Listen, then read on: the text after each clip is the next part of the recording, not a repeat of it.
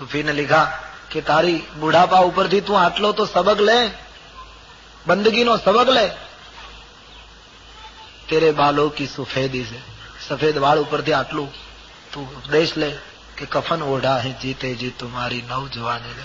આ તો તારી નવજવાની દફનાવાઈ ગઈ અને એના ઉપર સફેદ વાળનું કફન આવી। તો સફેદ વાળ ઈશ્વરની રચના બધી અદભુત છે, આપણે તો ધ્યાન જ આપતા નથી, એના ઉપર ચિંતન કરતા। તમે ક્યારે વિચાર કર્યો ભગવાન બાળક જયારે જન્મે છે ત્યારે ભગવાન એને દાંત નથી આપતા?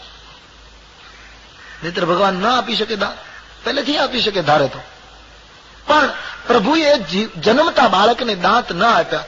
એના બે કારણ। ભગવાનને ખબર છે કે બાળકને જન્મતાની સાથે દાંત આપીશ તો એ અજ્ઞાનતાને આધીન થયેલો બાળક માની ચામડી કાપવા માંડશે, અથવા તો દાંત આપીશ તો એ વધારે ખાવા માંડશે, બધું ખાશે, એની જઠરાગ્નિનો વિકાસ નહીં થયો હોય અને બધું ખાશે એટલે બીમાર પડીને મૃત્યુ પામશે। એટલે પ્રભુ એને દાંત નથી આપતા અને પરિણામે ભગવાન એ બાળકની માતાના અંગમાં દૂધનું સર્જન કરે। પણ પછી અમુક ઉંમર થાય બાળકની એટલે પછી દૂધિયા દાંત આપે। કેટલી સરસ વ્યવસ્થા છે ઈશ્વર। પણ એ દૂધિયા દાંત પછી અમુક સમય થાય એટલે પાડી નાખે। ભગવાનને એમ લાગે કે હવે જઠરાગ્નિ બરાબર થઈ ગઈ છે, હવે આ દૂધિયા દાંતની જરૂર નથી, પછી કાયમી દાંત આપે, જે આપણી અમુક ઉંમર થાય ત્યાં સુધી રહે। અને અમુક ઉંમર થાય, આધેડ ઉંમર થાય એટલે ભગવાન પાછા એ દાંત પાડી નાખે। નહીતર એમને રાખતા હોય તો એને કઈ દાંતની બેંક કરવી જ ઉપર, એમને રાખે તો શું તકલીફ છે? પણ પાડી નાખે, એને ખબર છે કે આ ઘરડો થતો જાય, જઠરાગ્નિ મંદ થતી જાય, આના દાંત રહેવા દઈશ તો આ ખાવાનું બંધ નહીં કરે, ખાવાનું બંધ નહીં કરે તો પચાવી નહીં શકે, પચાવી નહીં શકે તો બીમાર પડશે, બીમાર પડશે તો બૂમો પાડશે, બૂમો પાડશે તો ઘરને હેરાન કર્યા કરશે। એટલા માટે પ્રભુ પાછા દાંત પાડી નાખે। આખી પદ્ધતિ હતી, આ યોજના હતી। પછી આપણે ભલે નવી વ્યવસ્થા કરીએ, એક વાત જુદી, માણસને આમ ગણીએ ને તો ઘરડું થવું જ નથી। ઘણા લોકો નહીં છીક ખાય ને ચોકઠા બહાર પડે, પણ તોય રાખે। ઉધરસ ખાતા હોય ને ચોકઠા બહાર, પાછું છોકરાઓને કે લાવ તો મારું ચોકઠું પડી ગયું। એક છોકરો ચોકઠા અંબાવામાં રાખવો પડે।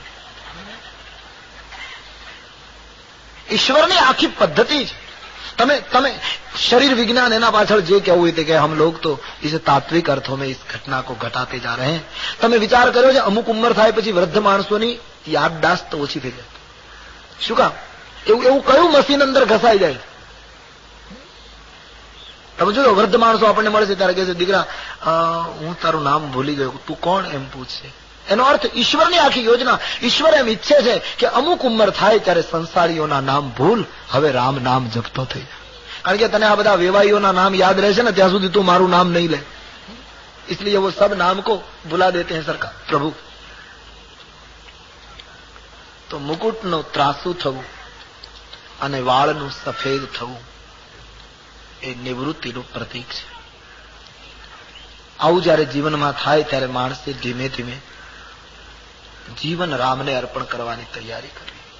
અત્યાર સુધી હૃદયની અયોધ્યા ઉપર કામ શાસન કરતો હતો, હવે હું રામનો રાજ્યાભિષેક કરી દઈશ, મારું હૃદય રામને સુપ્રત કરીશ। અવધપતિના મનમાં આ વિચાર આવ્યો છે કે મારી વૃદ્ધાવસ્થા આવી ગઈ છે, હવે મારે ગાદી રામને આપવી જોઈએ। પણ અવધપતિએ ભૂલ એ કરી કે તુરત જ નિર્ણય ન કર્યો। થોડા દિવસ ગયા પછી વશિષ્ઠજીની પાસે નિર્ણય કર્યો। હવે કોઈ પણ વિચાર ઉઠે પછી નિર્ણયમાં તમે થોડા દિવસ જવા દો તો મન એટલું ચંચળ છે, એટલું દગાખોર છે, મને તમને પાછા પાડી દેશે। સંતોના સંસર્ગમાં સતત રહેવાનું કારણ એક આ પણ છે। મારું તમારું મન બહુ વિચિત્ર છે। જેટલું સંત સાધુઓના સંગમાં અમુક અમુક સમયે તમે એના સંસર્ગમાં રહો તો એ મન સતત ભરાયા કરશે। જેમ થોડો વધારે અવકાશ થશે તો મન પુનઃ સતાવ્યા કરશે। એટલા માટે સંતોની પાસે રહેવાની સૂચના છે, કારણ કે મન બહુ ચંચળ છે। ચંચલમ હિ મનઃ કૃષ્ણ। હા, અને એ સંતોની પાસે જવાથી જ એમાં ક્રાંતિ થશે। ઈશ્વર આમ તો દરેકમાં છે, કોઈ વસ્તુ ઈશ્વર વગરની નથી, પણ સંતોમાં પ્રભુ પ્રગટ થયેલો હોય છે, સંસારીમાં અપ્રગટ હોય છે। આટલો ફરક। ઠંડી પડતી હોય શિયાળાની અને તમે લાકડા બધા ભેગા કરીને બેસો તો કઈ તમારી ઠંડી દૂર ન થાય, નહીતર લાકડામાં અગ્નિ તો પડ્યો છે। લાકડું કઈ અગ્નિ વગરનું નથી, એક એક લાકડામાં અગ્નિ છે, પણ પ્રગટેલો અગ્નિ નથી, એટલે લાકડા હોવા છતાં આપણી ઠંડી નથી જતી. બીજી બાજુએ એક જ લાકડું એને પ્રગટાવી દો તો ઠંડી દૂર કરશે. એમ સંતોમાં ઈશ્વર પ્રગટ થયો હોય છે, એટલા માટે સાધકોની ઠંડી દૂર કરે છે. બીજા માણસોમાં ઈશ્વર પ્રગટ નથી થયો છે ખરો, એટલા માટે એની પાસે જવાથી આપણી ઠંડી દૂર થતી નથી. એટલા માટે સંતોના સંગમાં રહેવાની વાત. થોડો વિલંબ થાય તો મન દગો કરે છે. મહારાજ દશરથજી થોડુંક મોડું કરી ગયા અને પછી એક દિવસ સમય લઈને વશિષ્ઠજીને પાસે ગયા છે. મહારાજ વશિષ્ઠજીને આગળ રજૂઆત કરી, બાપજી મારી પ્રજા, મારા નાગરિકો બધા જ લોકો રામની સરાહના કરે છે, દરેક રીતે રામ લાયક છે. આપ આજ્ઞા આપો તો હું રામને ગાદી આપી દઉં. આમ પ્રસ્તાવ મૂક્યો અને વશિષ્ઠજીનો જવાબ તમે જુઓ. મહારાજ વશિષ્ઠજીએ સાંભળતા તુરત જ કહ્યું, જગમંગલ ભલકાજ વિચાર. આપે જગતનું કલ્યાણ થાય એવું કાર્ય કર્યું. રાજવી, બહુ સરસ વશિષ્ઠજી બોલ્યા છે, શબ્દ બહુ અગત્યનો. બેગી નૃપતિ, રાજવી વિલંબ ન કરો.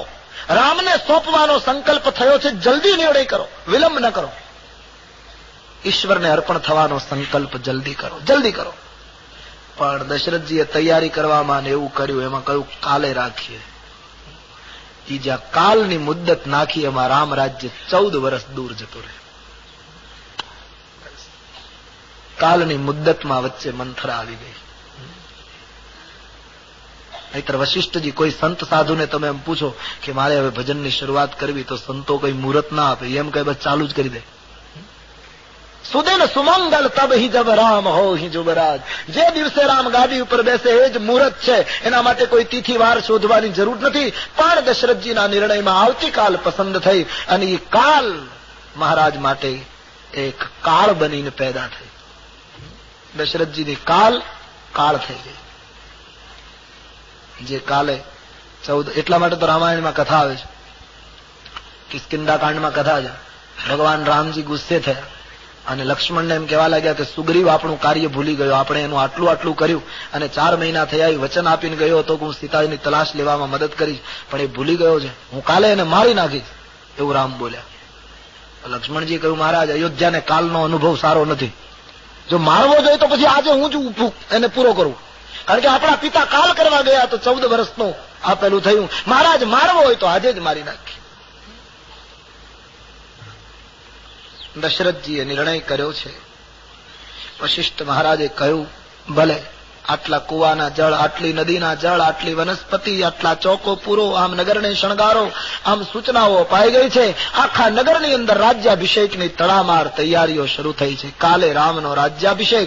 આ બાજુ ભગવાન વશિષ્ઠજીને પ્રાર્થના કરી, તમે રામને મહેલે જઈ રામને સૂચના આપો કે કાલે રાજ્યાભિષેક છે, માટે રામને જે કઈ નિયમ વ્રતો પાળવા ઘટે તે પાળે.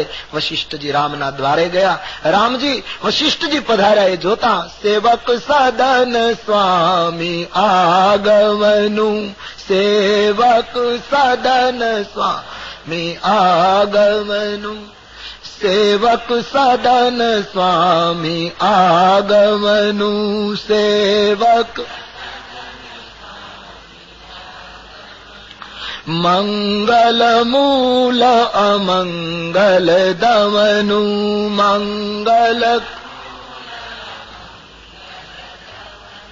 મંગલ મૂલ અમંગલ દમનું,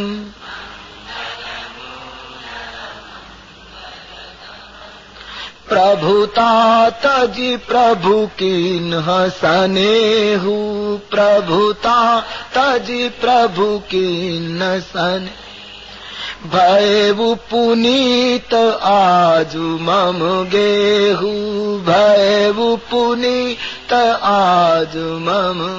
વશિષ્ઠજી પધાર્યા એટલે રામજીએ કહ્યું, બાપજી આપે પ્રભુતા છોડીને પ્રેમ કર્યો છે, મારું ઘર પાવન કર્યું. બાપજી મારું કામ હોય તો મને આશ્રમમાં બોલાવવો જોઈએ, પણ આપ સ્વયં આવ્યા, મને એમ લાગે છે મારા ભાગ્યનો ઉદય થવાનો. સેવકને ઘરે સ્વામીનું આગમન એ મંગલનું મૂળ છે. મારે ઘરે આપ પધાર્યા પ્રભુ, અમે ધન્ય બન્યા. ભગવાને વશિષ્ઠ મહારાજનું સ્વાગત કર્યું, પૂજા કરી. રાઘવ, હા બાપજી, હું તમને એક સૂચના આપવા આવ્યો. શું? આવતીકાલે મહારાજ દશરથજી તમને અયોધ્યાની ગાદીનો રાજ્યાભિષેક કરે છે, યુવરાજ પદ સોંપે છે. માટે તમારે તમામ સંયમો પાળવાના, ધરતી ઉપર સુવાનું, ફળનો આહાર કરવાનો વગેરે નિયમ વ્રતોની સૂચના આપી છે. તમારે આટલું આજે કરવાનું. આવતીકાલે તમારું યુવરાજ પદનો પ્રસંગ છે. ગુરુ તરીકે વશિષ્ઠજી સૂચના આપીને જતા રહે. રામજીનો ચહેરો ઉદાસ થઈ ગયો. રામજી વિચાર કરવા લાગ્યા, 4 ભાઈઓમાં મને ગાદી મળે તે બરાબર નથી. કારણ કે જન્મે એક સંગ સબ ભાઈ. અમે 4 ભાઈઓ એક સાથે જન્મ્યા, અમારું બાળપણ, અમારું લગ્ન બધું એક સાથે, અમારા પવિત્ર વંશની અંદર બધી ક્રિયા એક સાથે થઈ જાય. દેમાલા યહ અનુચિત એકુ બંધુ બિહાઈ બડે અભિષેક. મારા પવિત્ર વંશમાં આ કાર્ય અઘટિત થાય, મારો ભાઈ ભરત રહી જાય અને મને ગાદી મળે તે યોગ્ય નથી. શું વિચાર હશે રામજીના? આટલા માટે એની કથા થાય. અયોધ્યાની ગાદી મળતી હતી, કોઈ સામાન્ય શાસન નહોતું. પણ જયારે ગાદી મળવાની વાત વશિષ્ઠજીએ કહી ત્યારે દુઃખ થયું. મારા ભાઈને શાસન મળવું છે. મોટાને જ ગાદી આપ્યા કરવી એ રઘુકુળની પરંપરા યોગ્ય નથી. મોટો નીતિ પ્રતિપાલક ન હોય, મોટો પ્રજાનો પાલક ન હોય તો પણ ગાદી એને જ આપ્યા કરવી આ બરાબર નથી. રામજીએ રઘુવંશની આ નીતિમાં ફેરફાર કર્યો. મોટાને જ ગાદી મળવી એ યોગ્ય નથી. લાયક હોય એને ગાદી આપવા. રામજીને વિચાર થયો, એક તો હું મોટો અને ભરત નાનો સંસારની દ્રષ્ટિએ. હવે એમાં હું પાછો અયોધ્યાનો સમ્રાટ બનીશ તો હું વધારે મોટો થઈ જઈશ, મારો ભરત વધારે નાનો થઈ જશે. રામજીને થયું, આના કરતા જો ભરતને ગાદી મળે તો ભરત પણ મોટો બને અને હું પણ મોટો બને. ભરત અયોધ્યાનો સમ્રાટ બને એટલે એ મોટો થાય, અને હું અત્યારે મોટો છું એના કરતા વધારે મોટો ગણાય છે. અત્યારે તો હું ખાલી ભરતનો મોટો ભાઈ છું, પછી તો અયોધ્યાના સમ્રાટ ભરતનો મોટો ભાઈ. મારી ઊંચાઈ પણ વધે, મારા ભાઈની ઊંચાઈ પણ વધે. આ છે રામરાજ્યનો વિચાર. મારા ભાઈને મળવું જોઈએ. આ સમાજની અંદર બધા મોટા ભાઈ મારા કરતા મારા નાના ભાઈને વધારે મળે એવું ઈચ્છે તો કમસે કમ કુટુંબમાં તો રામરાજ્ય શરૂ થઈ જાય. અને અંતે તો દીપથી દીપ જલાવવાનો છે. વ્યક્તિથી કુટુંબ, કુટુંબથી સમાજ, સમાજથી રાષ્ટ્ર અને વિશ્વ સુધી રામરાજ્ય લઈ જવું. એક એક વ્યક્તિએ. પણ મોટો ભાઈ જ જો પેલું કરતો હોય તો શું? સમાજના બધા મોટા ભાઈ જો એવો સંકલ્પ કરે મારા નાના ભાઈને વધારે મળે, બસ તો તકરાર માત્ર શરૂ થઈ જાય. આજે આ દેશમાં સગા ભાઈઓ કોર્ટમાં જાય છે ત્યારે એમ થાય કે રામાયણ ક્યાં જતું રહ્યું. રામાયણને લોકોએ ચંદન કરી કરીને પૂઠાનો રંગ ફેરવી નાખ્યો, પણ જીવનનો ઢંગ ન બદલ્યો. સગા ભાઈઓ કોર્ટમાં જાય એ દેશે શરમાવવું જોઈએ. સાધુ સંતોની કુરબાનીનું બસ આટલું ફળ. રામાયણ સાંભળ્યા પછી નિર્ણય થવો જોઈએ, હું મારા જીવનમાં વધારે ત્યાગીશ. બાંધછોડ કરતા શીખી જાઓ જીવનમાં. શરીર પણ છોડવાનું છે તો પછી બાંધછોડ કરવામાં શું તકલીફ છે? પણ અડધી જિંદગી તો માણસની વટમાં જતી રહે. હું આમ શાનો કરું? બસ ભાઈ ભાઈ, પતિ પત્ની, પિતા પુત્ર, આ બધાના સંબંધોમાં બાંધછોડ કરતા શીખી જાઓ, જીવન હળવું થઈ જશે. લોકો બાંધછોડ, એક વસ્તુ ચોક્કસ કહેવી જોઈએ, માણસની સહનશીલતા ઘટતી ગઈ છે સતત. માણસ સહન નથી કરી શકતો. મને આમ કહ્યું કે મોટો ભાઈ 2 શબ્દ કહી દે, તું નાનો સમજી લે. પત્નીને પતિ કદાચ કઈ કહી ગયો તો પત્નીએ સમજી લેવાનું, બોલી ગયા છે, 5 મિનિટ પછી હું મનાવી લઈશ. બાંધછોડ કરી લો, સંસારને સળગાવો નહીં. નાની શી બાબતોમાં આજે સંસાર સળગે છે. રામરાજ્ય કેમ આવશે? સગા ભાઈઓ ગામડામાં નહીં તકરાર કરતા હોય, બાયો ચડાવીને કહેતા તું મને ઓળખા જ. પેલો કે તું મને, હવે એક માના દીકરા સામે ઓળખતા નહીં હોય, એને કોર્ટ ઓળખાણ આપે ત્યારે ખબર પડે. ત્યારે એમ થાય કે રામાયણ ક્યાં ગયું?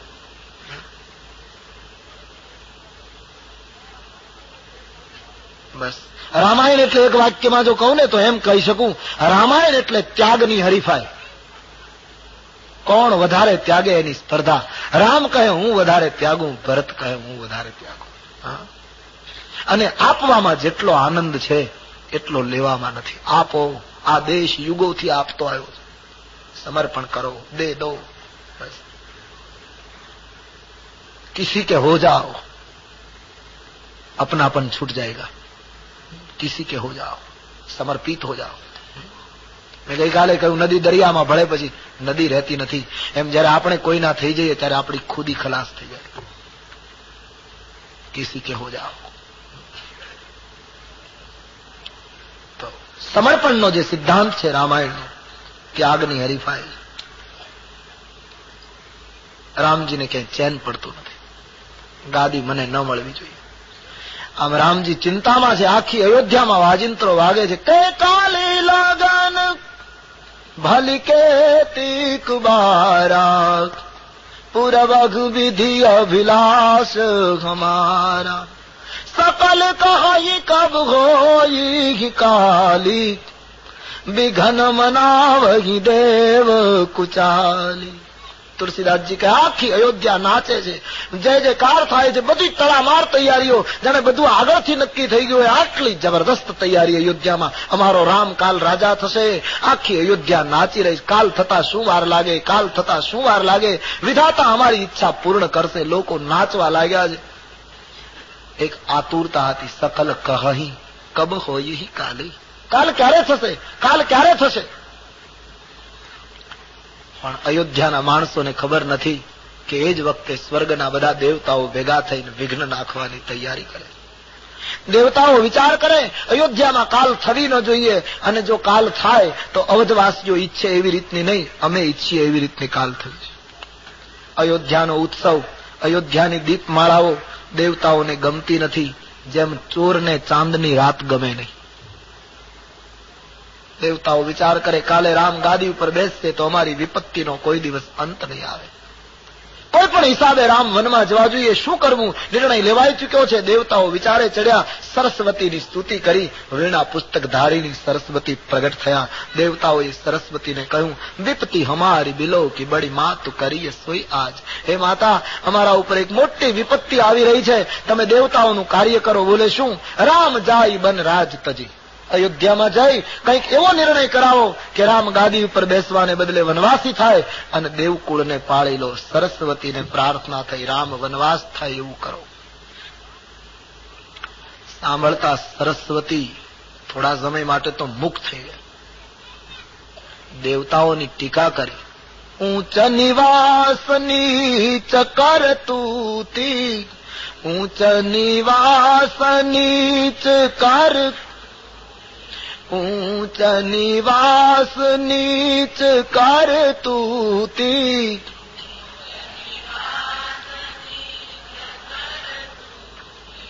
देखी न सकहूं पराई विभूति, देखी न सकहूं पराई विभूति, देखी न सकहूं पराई विभूति, देखी न सकहूं पराई. સરસ્વતીએ દેવતાઓની ટીકા કરી. તમે રહો છો બહુ ઊંચે પણ વિચારો બહુ નીચા કરો છો. પારકી વિભૂતિને તમે જોઈ શકતા નથી. અરે દેવતાઓ, અયોધ્યામાં પ્રગટેલા દીપમાં આપણે એક દીપ વધારે પ્રગટી ન શકીએ તો કઈ નહીં, પ્રગટાવી ન શકીએ તો કઈ નહીં, પણ જે પ્રગટ્યા છે એને સ્વાર્થની ફૂંક મારીને ઓલવવાનો કયો અધિકાર? દેવતાઓ, હું આ કાર્ય નહીં કરું. દેવતાઓએ કહ્યું, માતાજી, રામ તો વિસ્મય અને હર્ષથી રહિત છે, એના ચિત્તને કઈ અસર થવાની નથી, અને તમે જો આ કામ કરશો તો કવિઓ તમારી પહેલી પૂજા કરશે. આ પરોપકારનું કામ છે, આખા દેવકુળને બચાવવાનો પ્રશ્ન છે. જગતમાં તમારી બુદ્ધિ પ્રેરક તરીકે પૂજા થશે. અને સરસ્વતીને દેવતાઓએ આ રીતે તૈયાર કર્યા. સરસ્વતી દેવ કાર્ય કરવા માટે અયોધ્યાના અવકાશમાં પ્રવેશ કરે. જય જયકાર અયોધ્યામાં થઈ રહ્યો છે. જેવા સરસ્વતીજીએ અયોધ્યાના અવકાશમાં પ્રવેશ કર્યો છે, મહાત્માઓ કહે છે કૌશલ્યા માને અપશુકન થવા લાગ્યા છે. માં કૌશલ્યા કઈ વસ્તુ તૈયાર કરતા હતા, હાથમાંથી પડી ગઈ. અયોધ્યાની અંદર થોડા દીપ બુજાવા લાગ્યા છે, અપશુકન બધાને અનુભવવા લાગ્યા છે. સરસ્વતી ફરે છે, વિચાર કરે કોની બુદ્ધિ બગાડું, એક રાતમાં મારું કાર્ય સફળ કરે એટલા માટે કોની બુદ્ધિ બગાડવી એ વ્યક્તિ શોધે છે. એમાં તુલસીદાસજીએ લખ્યું, નામ મંથરા મંદમતી ચેરી કઈ કઈ કેરી, કઈ કઈ ની ચેરી મંથરા નામની દાસી, એને સરસ્વતીએ જો. અહીંથી મંથરાનું પાત્ર શરૂ થાય. બહુ ભયંકર પાત્ર છે મંથરા. રામાયણમાં આવે છે બહુ થોડા સમય માટે, પણ ઉત્પાત બહુ કર્યું. મંથરા બહુ ભયંકર પાત્ર. હું તો ત્યાં સુધી કહું કે રાવણ કરતા એ ખરાબ પાત્ર મંથરા છે. એનું એક જ કારણ કે રાવણનું મૃત્યુ તો થયું એવું લખ્યું, પણ મંથરા મરી કે કેમ હજી એનો ક્યાંય તિથિ જ મળતી નથી. મંથરા હજુ જીવે છે. વ્યક્તિના જીવનથી રાષ્ટ્ર કે ગમે ત્યાં લો, સમર્પણની જગ્યાએ જયારે સ્વાર્થ આવે ત્યારે સમજવાનું મંથરાનો જન્મ થયો. ત્યાગની જગ્યાએ જયારે સ્વાર્થની ગંધ શરૂ થાય સમજવાનું મંથરા. મંથરા બહુ ભયંકર પાત્ર છે. ભગવાન બચાવે મંથરા છે. આખા રામ રાજ્યની આખી બાજીને જો પલટાવી હોય તો કારણ મંથરા બને. એ મંથરાને નિમિત્ત બનાવવાનો નિર્ણય કર્યો સરસ્વતીએ, અને મંથરાને નિમિત્ત બનાવીને આખી બાજી પલટાવવાની જે આખી યોજના, એ કથા બરાબર 3 વાગે. प्यार से बोलिए, बोलो रामचंद्र भगवान की, श्री बाल कृष्ण लाल की, सदगुरु देव की. ओम नमः पार्वती पतये हर. रणरंग धीरम राजीव नेत्रम रघुवंशनाथम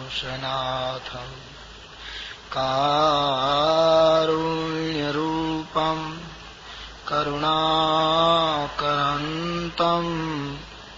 श्री रामचंद्रम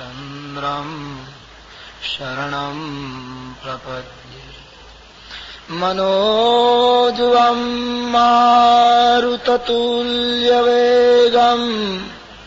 जितेन्द्रियं बुद्धिमतां वरिष्ठं वातात्मजं वानरयूथमुख्यं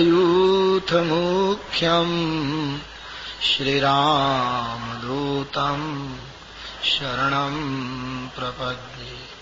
बोलो रामचंद्र भगवान की, श्री बाल कृष्ण लाल की, सदगुरु देव की. ओम नमः पार्वती पतये हर हर महादेव. कैलासना शिखर ઉપર એ પવિત્ર કથા ભગવાન શિવ પાર્વતીને કહે છે. સરસ્વતી દેવ કાર્ય કરવા માટે અયોધ્યાના આકાશમાં ઘૂમે છે. એમણે મંથરાને જોઈ. મંથરાની બુદ્ધિ ફેરવી શકાશે એમ એમણે માન્યું, અને તુલસીદાસજીએ લખ્યું, नाम मंथरा मंदमती चेरी कई कई केरी अजस पिता ताई करी गई गिरामती फेरी. मंथरा नामनी मंदमती कई कई ની દાસી એના માનસ ઉપર રજોગુણી માયાનો પ્રહાર કરી અને સરસ્વતીએ એની બુદ્ધિ પરિવર્તિત કરી. મંથરાની બુદ્ધિમાં જેવું પરિવર્તન આવ્યું, और स्वामी जी કહે અયોધ્યાનો ઉત્સવ, અયોધ્યાનો જે આનંદ એ મંથરાએ જોયો અને એના હૃદયમાં એક દાહ પ્રગટ્યો. ઈર્ષા ભભૂકી ઉઠી. મંથરાની આખી દ્રષ્ટિ ફરી ગઈ. માનવની બુદ્ધિ ફરે પછી માણસનું આખું દર્શન ફરે, કારણ કે નિર્ણય હંમેશા બુદ્ધિ કરે છે. માણસની બુદ્ધિની ભૂમિકા બદલે માનવી આખો બદલી જાય.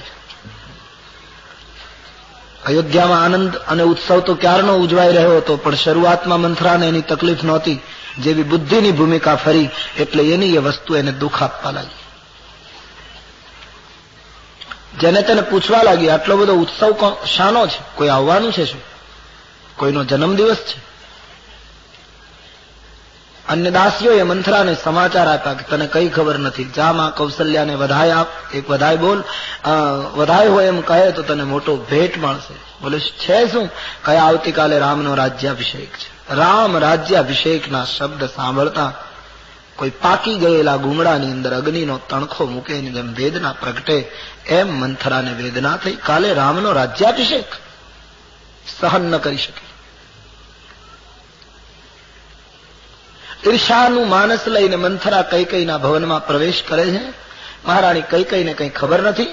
મંથરા પ્રણામ કરીને ઊભી રહી, પણ મંથરાનું મૌન જોઈને મહારાણી કૈકેયીએ પૂછ્યું, અરે મંથરા, તું ચૂપ કેમ? તારો સ્વભાવ ઘણો બોલકો છે, તું વધારે પડતું બોલ બોલ કરે, આજે મૌન કેમ? છતાંય ન બોલી. બીજી વાર પૂછ્યું તો પણ ન બોલી. કૈકેયીને શંકા પડી અને કૈકેયી માએ મંથરાને પૂછ્યું, જલ્દી બતાવ, તું નગરમાંથી આવે છે, તું ચૂપ છે, મને શંકા પડે, જલ્દી ખુલાસો કર, અમારો રામ કુશળ તો છે ને? કૈકેયીએ પહેલી કુશળતા રામની પૂછી. આ એક વાક્ય એની સાબિતી છે કે કૈકેયીને રામ ઉપર કેટલો પ્રેમ હશે. આટલા દિવસથી પોતાનો પુત્ર ભરત મોસાળે છે, વિદેશ છે, છતાં ભરતની કુશળતા કૈકેયીએ પ્રથમ નહીં પૂછી, પ્રથમ કુશળતા રામની પૂછી. એ એની લાગણી બતાવે છે. સવાલ એ થાય કે આટલી બધી લાગણી હતી, આટલો બધો પ્રેમ હતો, તો પછી વનવાસ કેમ આવ્યો? પણ કોઈ પણ વ્યક્તિ માટે નિર્ણય કરવો હોય તો એના માતા પિતાને જોવા જોઈએ. એના માતા પિતાને જોયા વગર તમે વ્યક્તિ માટે સાચો નિર્ણય ન આપી શકો.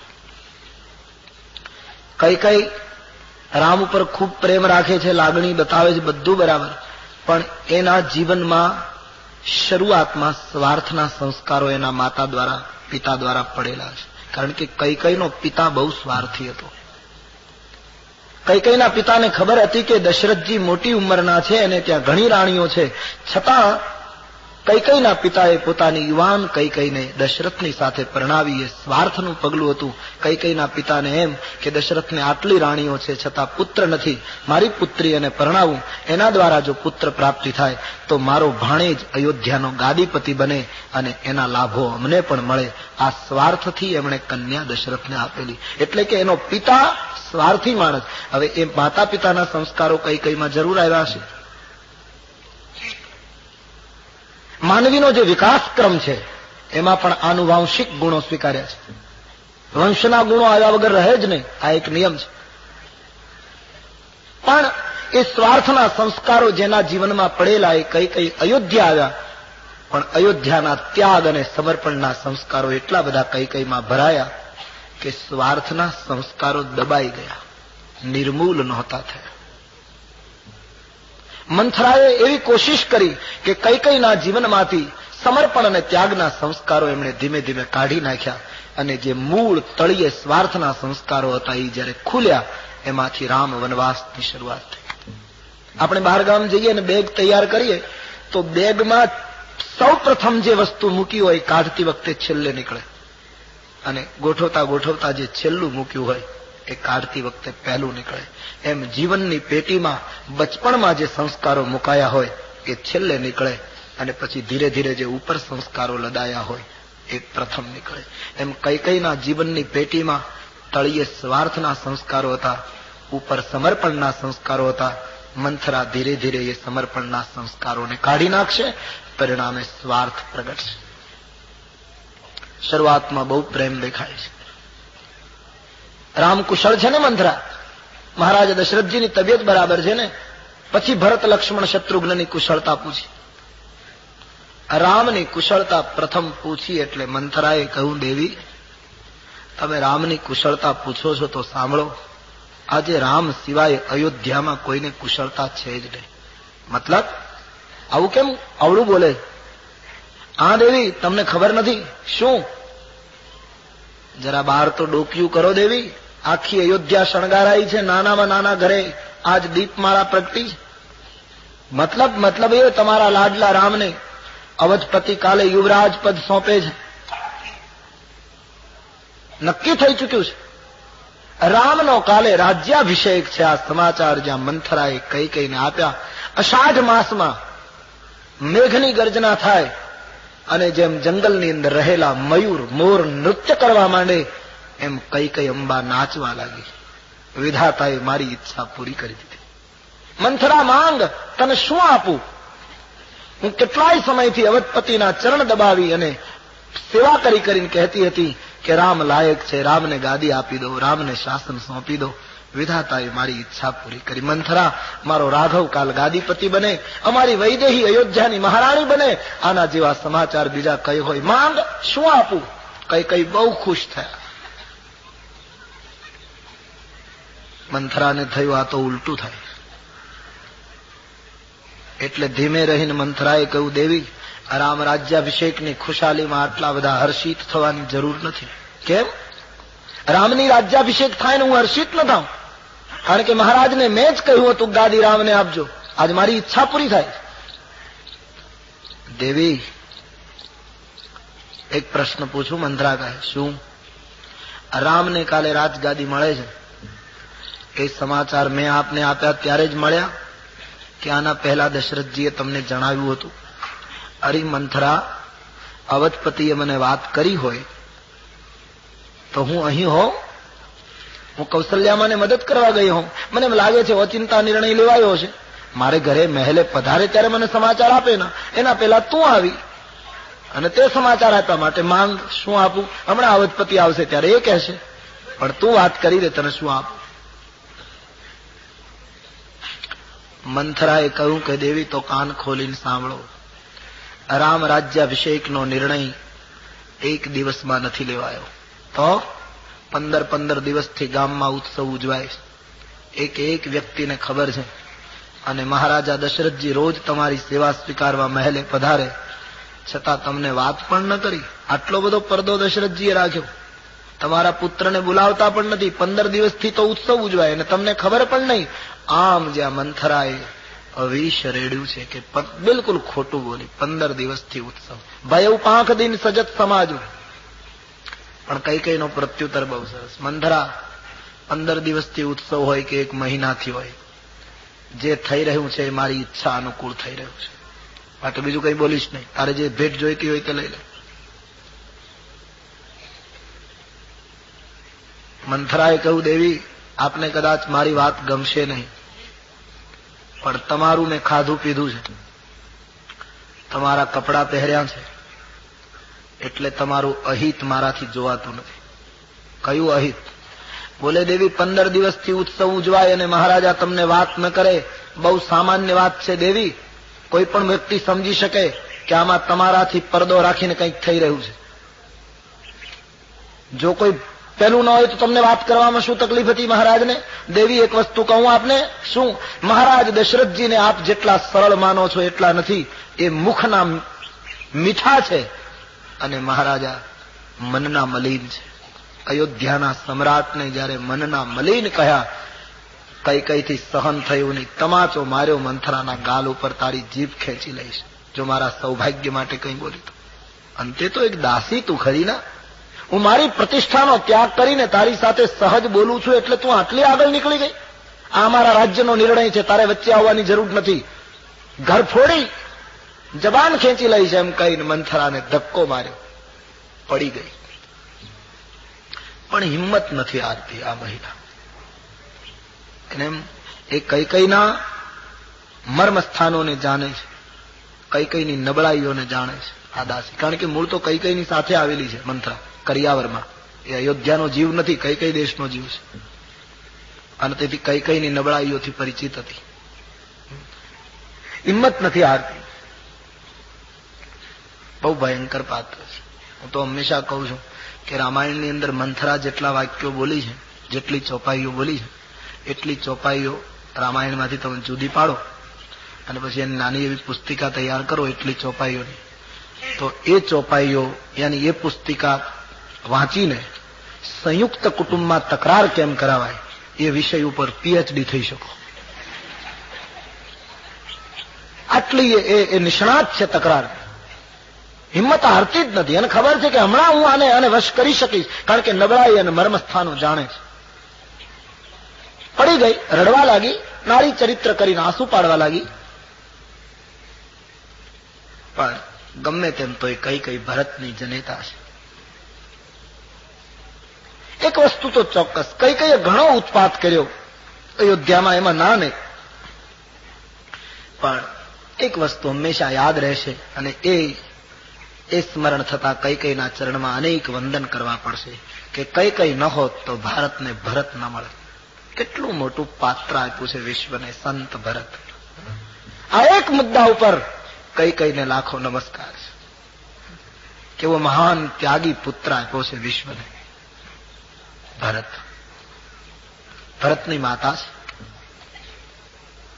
એકદમ મંથરાની નજીક. એને એમ થયું કે રામ રાજ્યાભિષેકના મંગલ સમાચાર મને મંથરાએ આપ્યા, અને એ દાસી કદાચ દશરથજી વિરુદ્ધ કંઈક બોલી ગઈ ને મેં તમાચો માર્યો, મારે દાસીની સાથે જીવાજોડી ન કરાય, લાવ મનાવી લઉં, લાવ ભેટ આપું. ગમે તેમ તો પ્રથમ સમાચાર એમણે શુભ મને આપ્યા છે, હું એને તમાચો મારું એ બરાબર નહીં. કઈકઈમાં નજીક ગયા. મંથરા, હવે પછી આવું ક્યારેય બોલીશ નહીં. તું દાસી છો, તારે તારું સ્થાન સમજવું જોઈએ. રાજ્યનો નિર્ણય એ અમારો નિર્ણય છે, તારે વચ્ચે નહીં આવવાનું. બોલ, શું આપું? મંથરાએ કહ્યું, હવે આપવામાં શું બાકી? કહેવા ગઈ તો તમાચો માર્યો, જીભ ખેંચી લેવાની ધમકી આપી, ઘર ફોડી નામ પાડ્યું.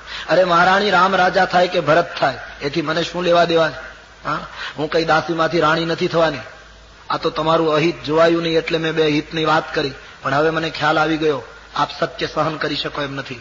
આપની તો કોઈ ખુશામત કરે, પ્રશંસા કરે, તમારું હૃદય ભોળું છે, તમને સુખ અને વૈભવ સિવાય બીજી કઈ ખબર નથી. મહારાજ દશરથજીના ષડયંત્રથી તમે વાકેફ નથી.